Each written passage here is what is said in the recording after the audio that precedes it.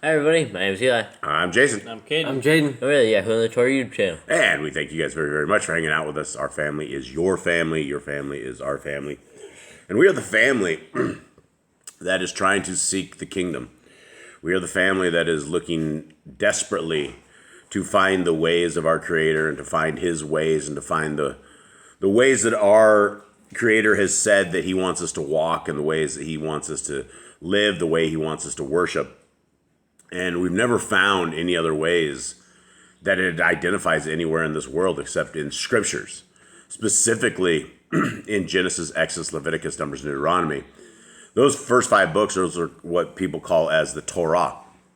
And anything outside of those first 5 books is, well, I mean, if you take it and it's not in scriptures, well, you're breaking commandments, because we have commandments that tell us strictly and forbid us to adding to or taking away from the Torah. And so if we want to understand what the heart, mind, soul of our Creator is and how He wishes us to be His people, then that's how He gave us the instruction guide. And so many of us have forsaken this instruction guide. So many of us have forgotten that we aren't our own God. We've grown up in religions that have us thinking that we can go into a little box and a little guy inside of a box can tell us we're forgiven for our sins. We're in religions where we go and we worship on the wrong day. Everything with religion is contrary to what is in the Bible, into the 66-book Bible. In the Bible, it tells us very clearly that the people of our Creator are the people that keep His laws, statutes, and commands. There's no other place in that. And so if you want to hook your star to that wagon, if you want to be a part of that crew, the Shamayim crew, the Heaven crew, Yah's crew, and it's not like we're riding alone. It's not like we have no guidance. We have a Messiah. Our Messiah, His name is as you probably call Him, Jesus the Christ.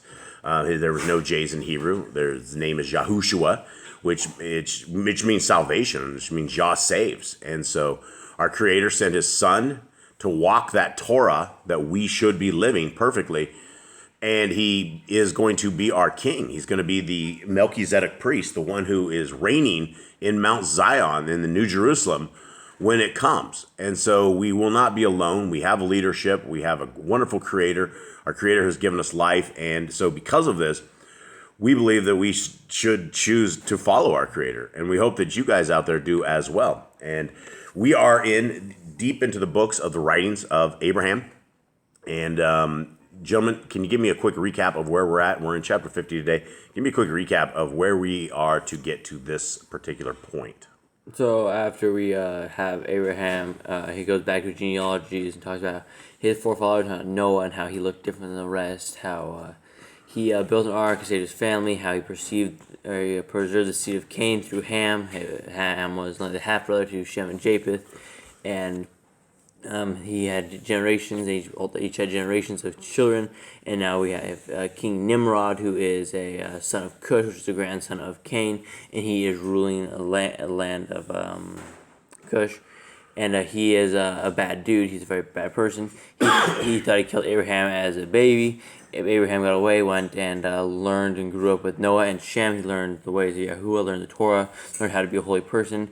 He came back like 39 years later and started breaking his father's idols. And then his dad, Tarak, turned him into Nimrod and said he's breaking idols. And then Nimrod found out, he's like, wasn't this the baby I was supposed to kill? And Tarak then blames his oldest son, which had nothing to do with it, and he gets thrown into the fire, and he dies as well. But Abraham lives through this, and then Nimrod wants to learn from him how he is so powerful. Right. Okay, awesome. Thank you so much. And the Writings of Abraham is actually available. It will be posted very soon. It's available on Amazon. Every book that you get from Yah's Scriptures helps get prisoner scriptures in.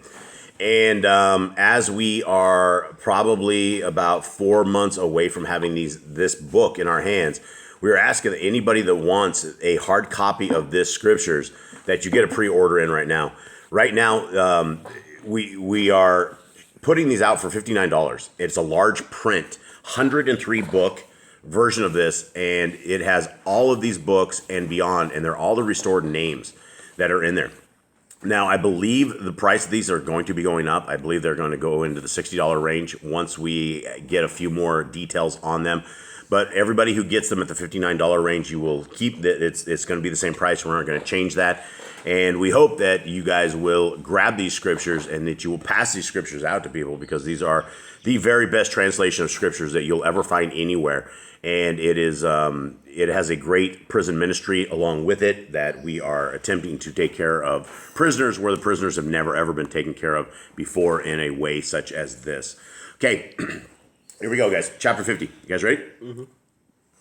Now among the believers were Lot, the son of Haran, and Haran's daughters, Milcah and Sarai. Now, this was, I'll give you guys a little quick warning. This is, this isn't as bad as the writings of Solomon or anything of the sort, but we're about to get some descriptions that are a little interesting. So, let's continue on. Milcah was fair, but Sarai was beautiful above all women. Her face was as that of a messenger filled with light. Her cheeks as two roses in full bloom. Her hair as spun gold, which men treasure above all. Her eyes as pools of blue, reflecting the glory of Elohim's sky. Her nose, delicate and lovely. And her countenance truly was fair as the sun. All right, so do these guys give back a good report of a beautiful woman? I think so. Okay, let's continue on. Her breasts, like two mountains rising above the plain of Shinar, were fair to behold, and her complexion truly like the clouds in purity. Her arms were comely, her hands perfect and delightful to behold, always in the service of those in need and quick to hasten to the service of Yahuwah, her Elohim. Her palms were lovely, unmarred by her constant labor, her fingers long and slender. Her feet were comely and always set in the path of truth. All right, gentlemen. You know Abraham wrote this for sure. Yeah, probably. Yeah, this is probably his description of his wife, probably, for sure. 8. Here you go. Her thighs were well rounded and soft, yet never failing to sustain her in her labor of love in behalf of the servants of Elohim.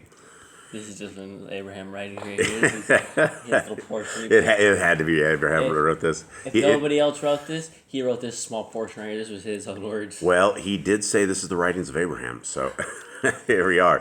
Truly, as Abraham says, truly no maiden was fairer than Sarai, the daughter of Haran, for her beauty was greater than all other women, and she excelled them all. But with her beauty was great wisdom and perfect faith in Yahuwah, and constant service in behalf of the saints.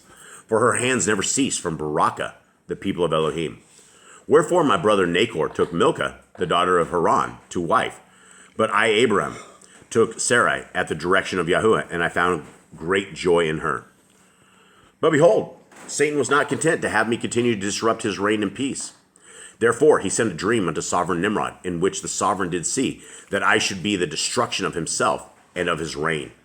Moreover, it was shown the household in his dream that 3 of his own household, even Zeptah, Lilith, and Nephriti, daughters of Onitah, the son of Nimrod, who were virgins, had joined the believers of the Most High Elohim.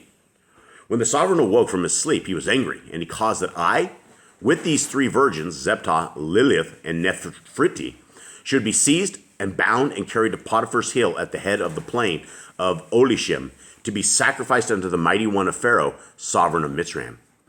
And these 3 virgins did the priest of Pharaoh offer up on the altar, and they died, singing praises to Yahuwah and bearing witness to the truth. Wherefore they shall be Baruch forever, for they have entered into the rest of Yahuwah. So I take it they did not get a hold of Abraham. Hold on. 52. And when these virgins were slain, the priest of Pharaoh took me also and laid me upon the altar to slay me. But I cried unto Yahuwah my Elohim, for I knew that my mission was not yet ended. And Yahuwah heard my voice and sent his messenger to loose the cords wherewith I was bound. And I saw Yahuwah seated upon his throne. And he said to me, Abram, Abram, behold, my name is Yahuwah.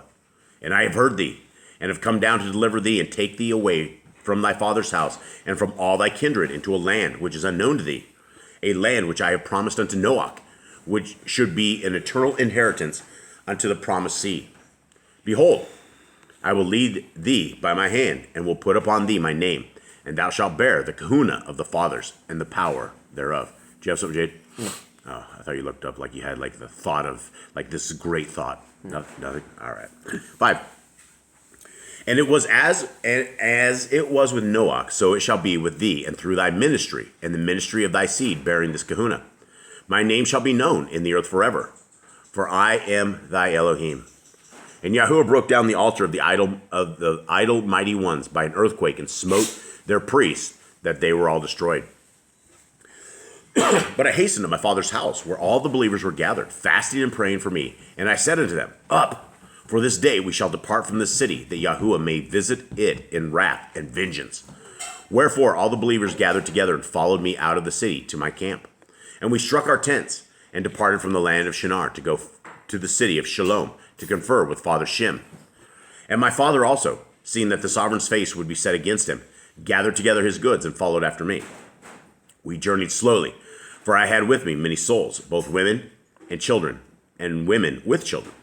So this would be an odd thing, right? You would have to think that you would be at odds with your dad. Your dad just about had you killed. I mean, he threw your brother in the fire, and then He just had killed you in your the brother, fire. had you killed, and then all of a sudden he's like, well, maybe I should He's use land. just out for himself at this point, just trying to protect himself because he knows Nimrod's a little mad about this. So. Yeah, it's coming. Okay, 54. When at length we arrived at the city of Shalom, Father Shem came forth to greet us, bearing bread and wine, which he barak, and gave us, and said unto me, Baruch art thou, Abraham. For the Most High Elohim hath multiplied thee, and behold, thy seed shall be even as the sand upon the seashore without number. Did he go over the name change yet? No. Did you call him Abraham now? Did he call him that? He just called him Abram. I don't think I said Abraham. Did I say Abraham? I think you did. Did I? Yeah. No. Okay, it's Abram. No name change. 2. Go now with this great multitude into the land of Canaan. For unto thee and thy seed will I give this land for an everlasting inheritance, said Yahuwah, Elohim Almighty. Amen. Thus we departed from the presence of Shem, and moved to the vicinity of Ludor, which city we denominated Charan. And we dwelt in the suburbs of Charan for 3 years, for there was much pasture there, and a space large enough for the multitude which accompanied me. And I preached the Besorah of Charan, and many souls were added unto the faithful in that place. Isn't that your egg incubator? No, that's the inverter. That's the inverter? Yeah. Oh, okay. Sorry. You hear beeping in the background. We have eggs in the incubator. We are trying to raise up some babies. And so I couldn't figure out what that was, but that was actually a different solar inverter. So sorry, guys. Here we go. 56. And there was a famine in the land, but the land of Charan was Barak for our sakes, that the famine there was light. But at the end of 3 years, the famine abated throughout the land. Wherefore Lot, my brother's son, and I went before Yahuwah in prayer, after the manner of the ancients. And in manner to our prayer, Yahuwah appeared unto me and said, Arise, Abraham, and take Lot with thee, and all who follow after thee. For I have purposed to take thee out of Charan, and to make of thee a minister to bear my name in a strange land, which I will give unto thy seed after thee for an everlasting possession, when they hearken to my voice. Imagine getting told by Yah that you're just gonna get like a plot of land, you're getting your own inheritance, you're getting your own thing, and you're gonna be the owner of it. Like there's like no people, there's no papers, like you just get the creator of the land to say, hey, this is your inheritance, you own it. Right, absolutely. Okay, yeah, so it would be crazy hearing that from Yah, hearing that he would talk to people directly, and that, yeah, anything else? You want to have anything? No, not really. I mean, I think this is the point where he tells him in regular scriptures, we get Abraham he talks to you, goes, get out of land here and go to the land where I'm going to give you your inheritance. I think this is the story, except we don't really get to hear why he tells him to leave. He just tells him also to leave, but now we know that he was out to be killed by Nimrod, so he's like, leave this land. Yeah. Okay, 3. For I am Yahuwah, thy Elohim. I dwell in the Shamaim. The earth is my footstool, for I shall surely walk upon it when I come to redeem my people from their sins.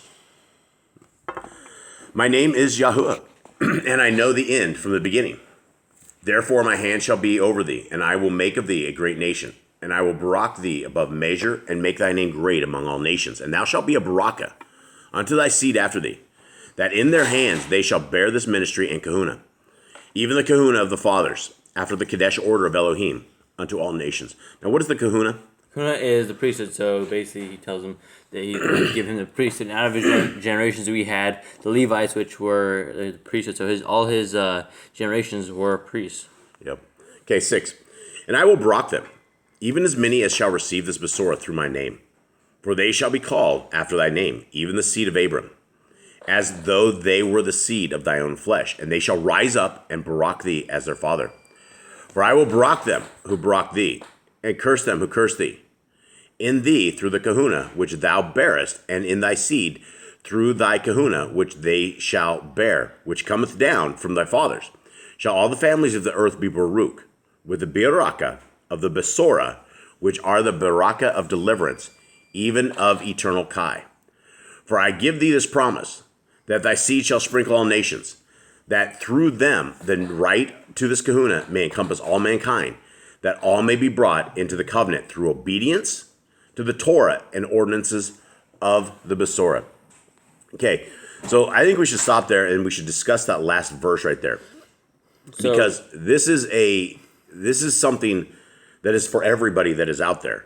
For I give thee this promise, that thy seed shall sprinkle all nations, that through them the right to this kahuna may encompass all mankind. All mankind, right? That the priesthood may encompass all mankind. That all may be brought into the covenant. Where does it say? Through my son dying on the cross and you can get rid of the Torah? Is that what it says? No. It's brought into the covenant through what? Through obedience to the Torah and ordinances of the Besora. So, guys, salvation is a two-way street. It is a Messiah along with keeping the law, statutes, and commandments. And if you don't believe me, simply read Matthew 7 and just read it very, very slowly. When Messiah says that if you are lawless, you will be told to depart from him. You will be told to go to hell. He essentially says kick rocks. And another thing you see here is that the Torah is for all mankind. It wasn't just for Abraham's people. It wasn't for Shem's people. It wasn't just for the Jews. It's just not for the Jews. It's for everyone. The Torah is for all mankind. Anybody who will accept it can be part of Yahuwah's people. Yeah, and so anybody that wants to be in covenant with our Creator, you can be in covenant with our Creator. It's a choice. It's a way of life. It isn't a decision that you make and you don't walk through it. It is a life change. It is something that you decide you're going to hook your star to Yah's wagon, and you're going to walk with him and talk with him and be his people, and he will be your Elohim. But you need to begin with keeping commandments. You need to begin with keeping his Torah. And his Torah is found no other places than in Genesis, Exodus, Leviticus, Numbers, and Deuteronomy. So with that, everybody, we will bid you guys farewell. We hope that you guys have a wonderful day. It is second day, right? Monday? Yeah. I guess everybody's out there in the workforce today, unfortunately. So have a good day. Have a good week, everybody. We love you all very much, and we are out. All right. Shalom.